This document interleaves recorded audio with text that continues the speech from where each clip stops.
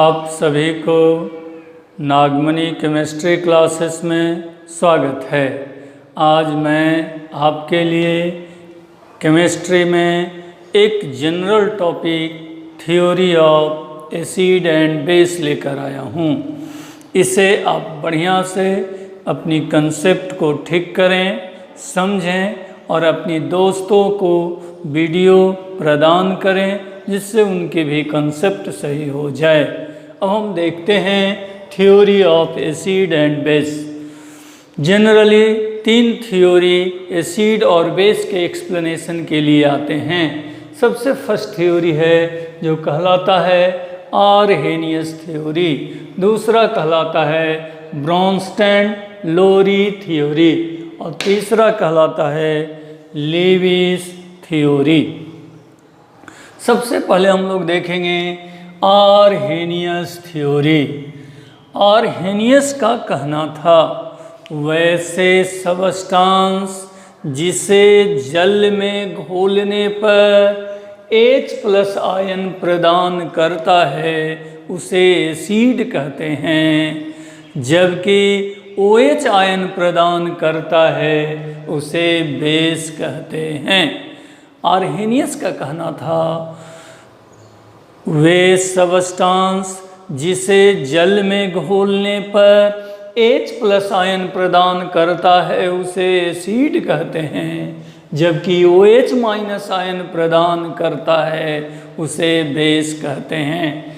कह सकते हैं according to Arrhenius the substance which produces H+ in water is called acid, while the substance which produces OH- ion in water is called base।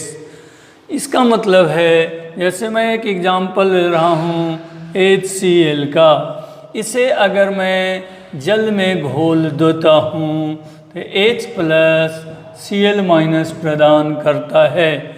HBr इसे जल में मैं घोल दूँ तो क्या प्रदान करता है? H++ Br-। सिमिलरली HNO3 को जल में घोलते हैं तो यह H++ NO3-। ये तीनों सबस्टांस को यह देखा जा रहा है कि जल में घोलने पर H+ आयन प्रदान करते हैं, जल में घोलने पर H+ आयन प्रदान करते हैं, मतलब ये तीनों सबस्टांस एसिड हैं। मतलब वे सबस्टांस जिसे जल में घोलने पर H+ आयन देता है उसे एसिड कहते हैं। एक दूसरा मैं ले रहा हूँ NaOH। अगर इसको मैं जल में घोल दूँ तो Na+ OH-, जल H2O दे दें, H2O ना दें तो उसके जगह पर एक्वस लिख सकते हैं। एक्वस का मतलब जलीय, इन प्रेजेंस ऑफ वाटर। अगर आप KOH को जल में घोल दें तो क्या होगा? K+ OH-। आपका आरहेनियस के आधार पर सबस्टांस 2 तरह के हैं। जो H+ जल में घोलने पर प्रदान करे उसे एसिड कहते हैं और OH- आयन प्रदान करे उसे बेस कहते हैं। अब इनका कुछ लिमिटेशन भी है, इनमें कमी भी कुछ रह गया। पहली बात, एक कमी सबसे बड़ी है कि in absence of water there is no explanation of acid and base. अब हम लोग इसमें देखेंगे लिमिटेशन ऑफ आरहेनियस थ्योरी। क्या देखेंगे? लिमिटेशन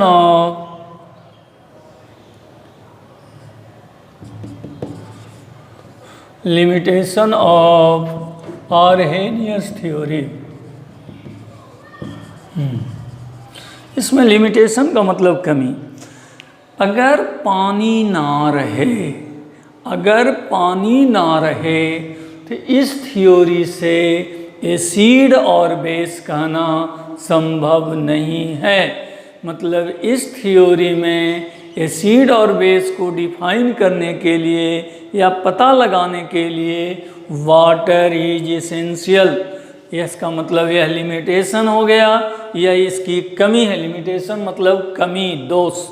यह कमी है कि बिना पानी की सहायता से एसिड और बेस पता नहीं लगा सकते हैं।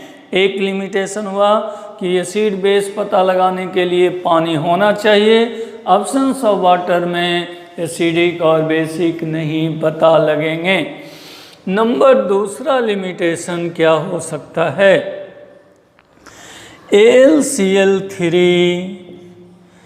BF3, BCl3 ये तीनों एसिडिक हैं, लेकिन इन्हें जल में घोलने पर H+ आयन प्रदान नहीं करते हैं। इसका मतलब ये तीनों का एसिडिक नेचर इस थ्योरी से पता नहीं लगता है, क्योंकि इसे जल में घोलने पर H+ नहीं देता है, फिर भी यह इसका नेचर एसिडिक है। तो इस थ्योरी से यह एसिडिक नेचर एक्सप्लेन नहीं करता है, एसिडिक नेचर का एक्सप्लेनेशन नहीं होता है। नेक्स्ट तीसरी लिमिटेशन NH3, PH3, ASH3 ये सभी बेस हैं। क्या हैं? बेस। लेकिन इन्हें जल में घोलने पर OH आयन प्रदान नहीं करते हैं। मतलब basic nature NH3, PH3, AS3 का आर्हेनियस थ्योरी से एक्सप्लेनेशन नहीं होता है। पहला लिमिटेशन क्या कहे? वाटर ना रहे तो एसिड और बेस कहना संभव नहीं है, माने एसेंशियल है वाटर। दूसरी, इन तीनों की एसिडिक नेचर आर्हेनियस की थ्योरी से नहीं पता लगता है। तीसरा कहें हमने NH3, PH3, ASH3 इसका भी बेसिक नेचर का पता नहीं लगता है, क्योंकि इसे जल में घोलने पर OH आयन प्रदान नहीं करता है। दो साइड बात और हैं। अगर कोई भी H है, जैसे CH4 में H है, तो ये एसिड नहीं है। माने ऐसा नहीं कि H जहाँ देख लें कहेंगे every compound containing hydrogen can not be acid, माने प्रत्येक कंपाउंड हाइड्रोजन वाले एसिड नहीं होते हैं।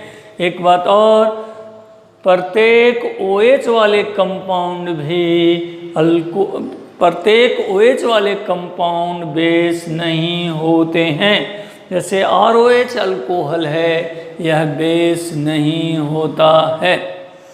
फिर से हम कह रहे हैं, जल में घोलने पर H+ दिया तो एसिड, OH दे देता है तो बेस। लेकिन एसिड और बेस एक्सप्लेनेशन के लिए वाटर एसेंशियल है, मतलब बिना पानी के एसिड बेस एक्सप्लेन नहीं कर सकते हैं। There is no explanation of acidic and basic nature without water. Next, AlCl3 is acidic nature, which is not explained by Arrhenius. NH3PH3 is basic, which is not explained by Arrhenius. Next एक point कहे हैं, वे सभी compound जिसमें hydrogen हो यह acid नहीं होता है।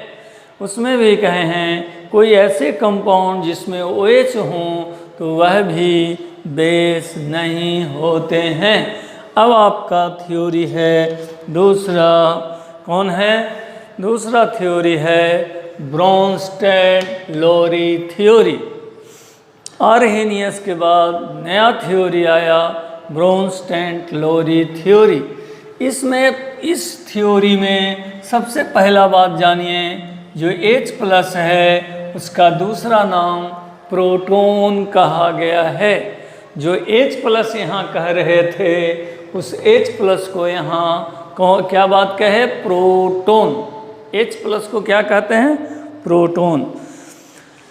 इस थ्योरी के अनुसार वे सब्सटेंस जो प्रोटॉन डोनर हैं, प्रोटॉन डोनेट करते हैं, मतलब प्रोटॉन प्रदान करता है, उसे एसिड कहते हैं। वे सब्सटेंस जो प्रोटॉन एक्सेप्ट करता है उसे बेस कहते हैं। ब्रोंस्टेड साहब ने क्या कहे, वे सब्सटेंस जो प्रोटॉन प्रदान करता है, प्रोटॉन प्रदान करता है माने H+ देता है, उसे एसिड कहते हैं। जबकि जो प्रोटॉन एक्सेप्ट करता है, प्रोटॉन स्वीकार करता है, उसे बेस कहते हैं। मतलब यह निर्भर है प्रोटॉन पर। प्रोटॉन देने वाले को एसिड कहते हैं और प्रोटॉन एक्सेप्ट करने, स्वीकार करने वाले को बेस कहते हैं। कोई भी सब्सटेंस अगर H+ देता है, मतलब प्रोटॉन देता है, तो उसे एसिड कहते।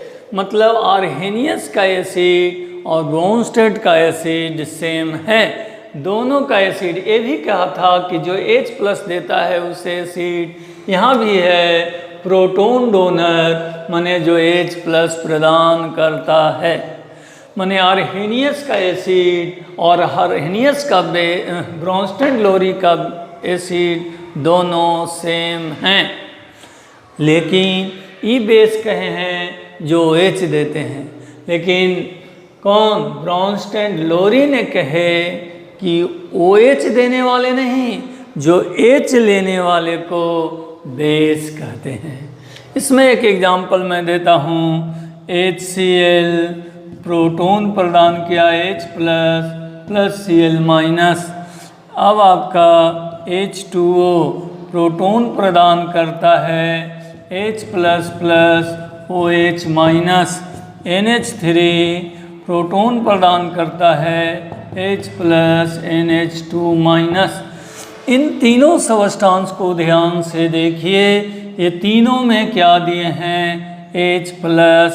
मतलब H+ क्या है, डोनर। डोनर का मतलब प्रदान करने वाला, देने वाला।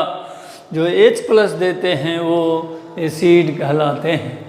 इन्होंने क्या कहे कि बेस किसको कहते हैं, तो जो H+ स्वीकार करता है। अब H+ लेने वाले को क्या कहेंगे, जैसे और देखिए NH3 H+ एक्सेप्ट करके ये बना लेता है NH4+। H2O H+ एक्सेप्ट करके ये बना लेता है NH4+। H3O+। और आपका है HCO3- H+ एक्सेप्ट करके बना लेता है H2CO3। यहाँ पर ये तीनों सब्सटेंस H+ डोनेट किया है। यहाँ पर ये तीनों सब्सटेंस H+ एक्सेप्ट किया है। क्या किया है, एक्सेप्ट। ये कहेंगे प्रोटॉन देने वाला है, ये तीनों प्रोटॉन देने वाले हैं। यहाँ ये तीनों प्रोटॉन लेने वाले हैं। प्रोटॉन देने वाले को प्रोटॉन डोनर एसिड कहते हैं और प्रोटॉन लेने वाले को क्या कहते हैं, प्रोटॉन एक्सेप्टर। और प्रोटॉन एक्सेप्टर का मतलब बेस कहते हैं। और ये प्रोटॉन डोनर एसिड और प्रोटॉन डोनर बेस कौन कहे हैं, ब्रोंस्टेड लोरी में। इस थ्योरी को थोड़ी और गहराई से सोचिए। यहाँ पर इसको देखिए H2O, यहाँ पर एसिड है और यहाँ भी H2O है, यहाँ ये बेस है।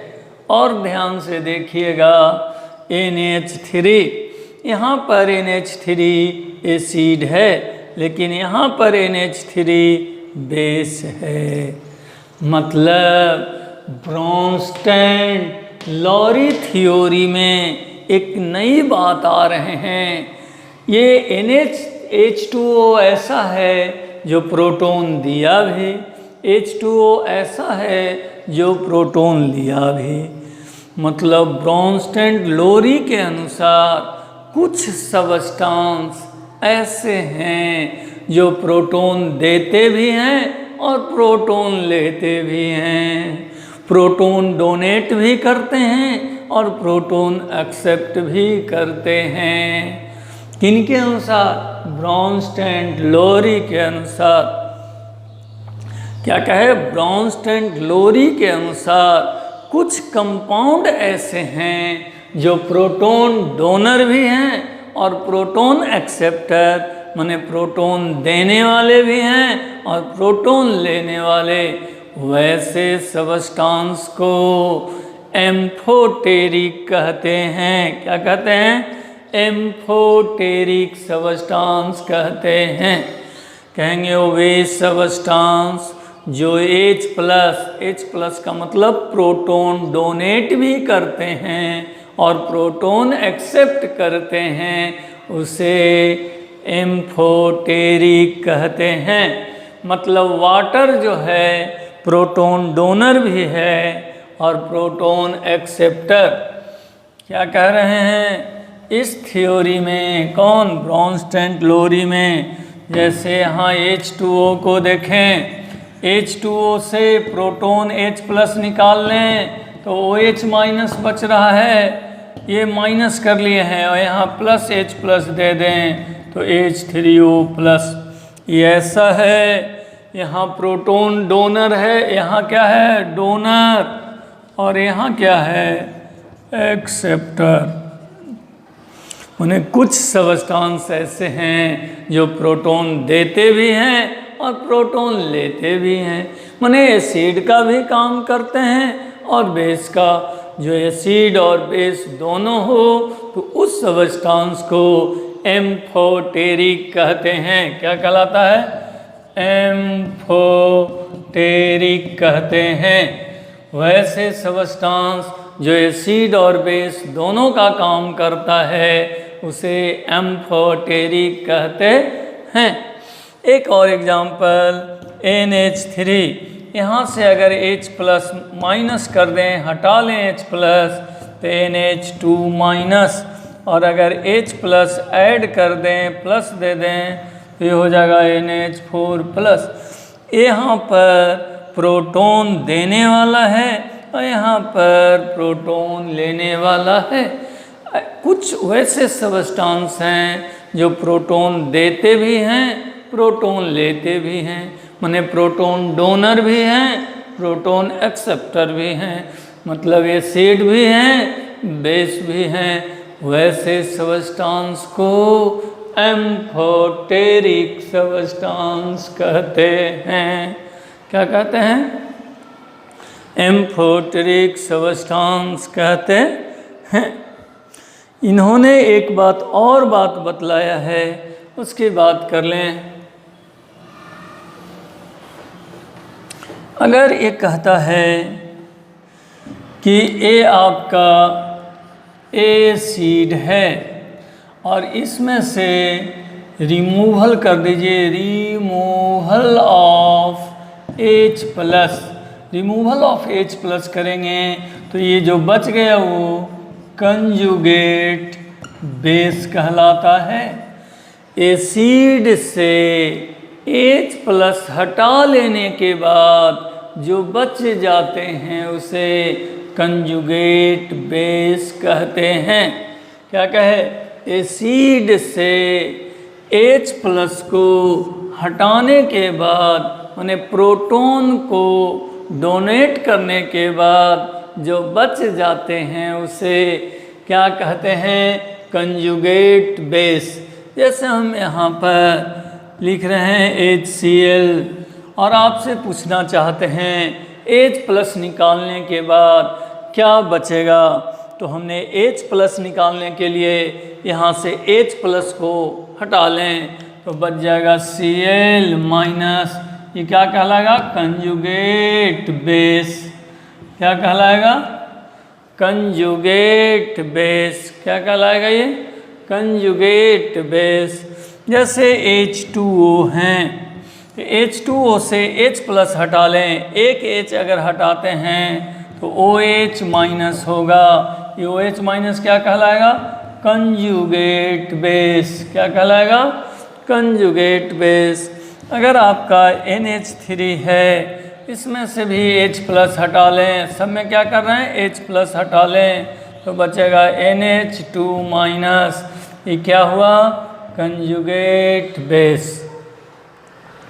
और अगर आपका इसमें HCO3 माइनस लें, इसमें से H प्लस हटा लें तो ये बचेगा CO3 माइनस 2। मतलब रिजल्टेंट ये है, एसिड से H प्लस हटाने पर कंजुगेट बेस बचते हैं। एसिड से H प्लस हटाने पर कंजुगेट बेस बचते हैं। एसिड से H प्लस हटाने पर क्या बचते हैं? Conjugate base. क्या बचते हैं? Conjugate base. एक दूसरी बात और, एक दूसरी पॉइंट इसी में, अगर आपका ये बेस है, ये क्या है? बेस, और इसमें ऐड कर दें, क्या कर रहे हैं? Addition of H plus. H plus remove कर रहे थे, यहाँ अब H प्लस ऐड कर दें तो बचेगा क्या? Conjugate acid. क्या हो जाएगा वो? Conjugate acid. जैसे H2O बेस है, इसमें ऐड कर दूं H plus, H plus add करते हैं तो ये बनेगा H3O। मतलब इस बेस का H3O प्लस क्या है? कंजुगेट बेस है। क्या है? Conjugate base.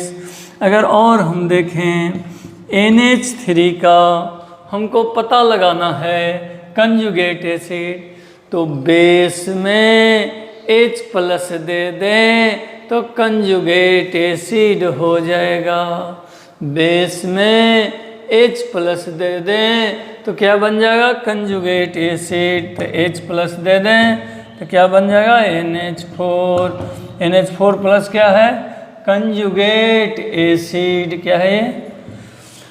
मतलब यह हो रहा है, एसिड का कंजुगेट बेस था, एसिड का कंजुगेट बेस था, और बेस का कंजुगेट एसिड होता है।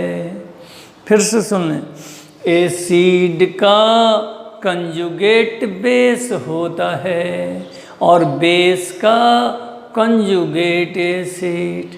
माने एसिड में H प्लस हटा लें तो कंजुगेट बेस बचता है, और बेस में H प्लस दे दें, ऐड कर दें तो कंजुगेट एसिड बन जाता है। मतलब एसिड का कंजुगेट बेस और बेस का कंजुगेट एसिड। मतलब इसको कहते हैं एसिड बेस कंजुगेट पेयर।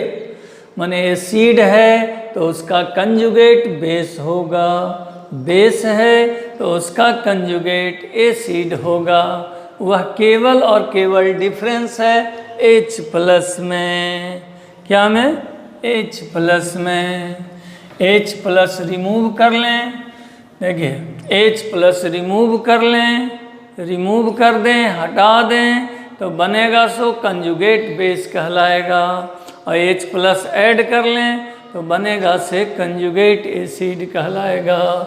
इसका मतलब कंजुगेट एसिड, इधर एरो, इधर कंजुगेट बेस। कब?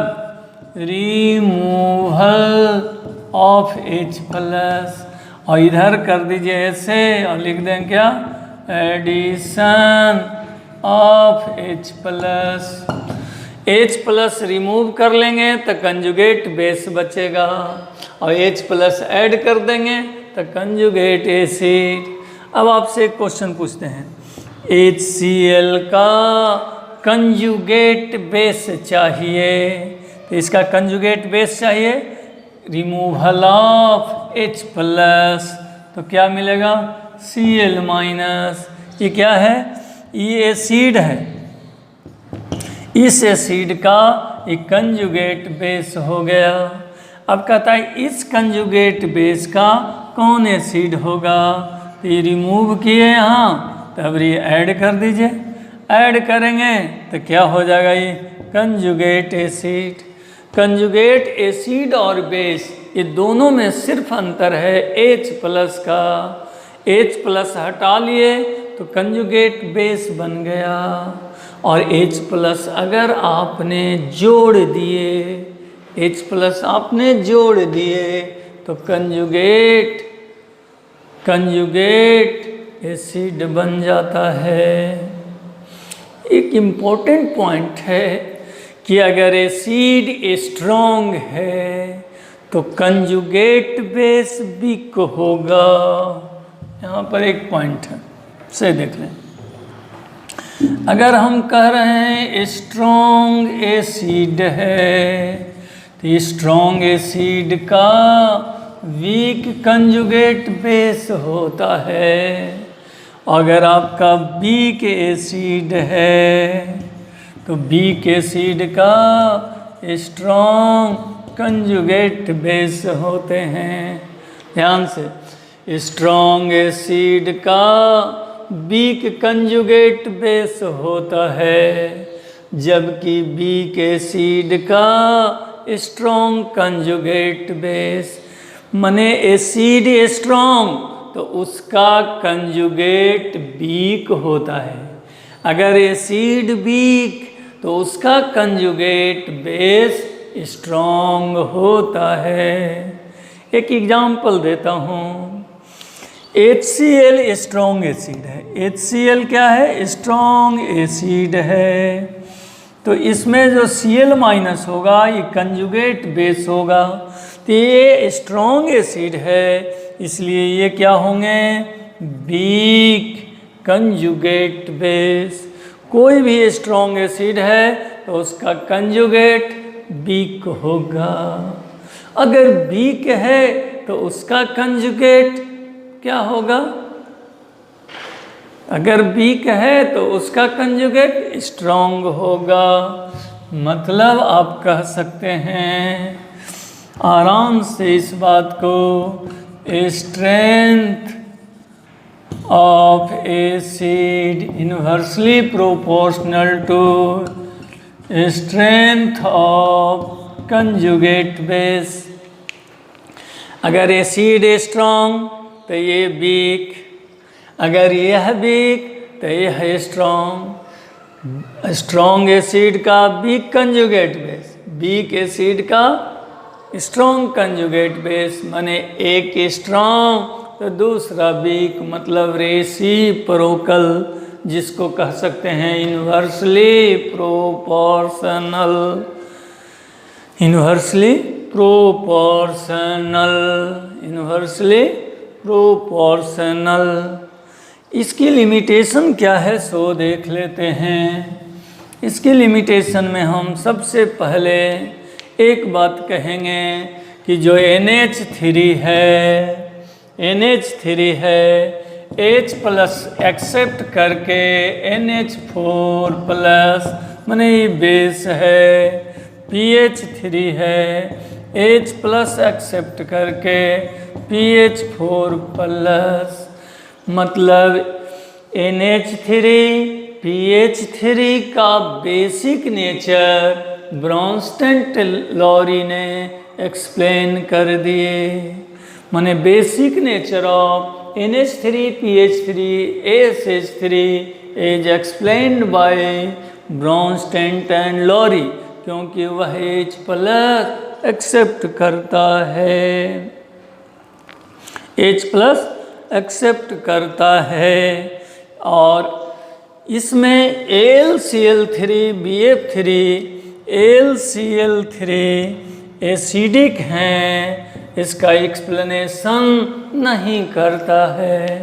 मतलब Bronsted Lowry does not explain acidic nature of AlCl3, BF3 and BCl3 also. माने एसिडिक नेचर AlCl3 का ब्रॉन्स्टेन ने भी एक्सप्लेन नहीं करते हैं। एक बात और जानिए कि आर्हेनियस का एसिड और ब्रॉन्स्टेन का एसिड सेम है, दोनों में H+ प्रदान करता है। एक्सेप्शन है कि वो बेस में OH देता था और ये बेस में H+ प्रदान न करके एक्सेप्ट करता था। ये क्या करता था?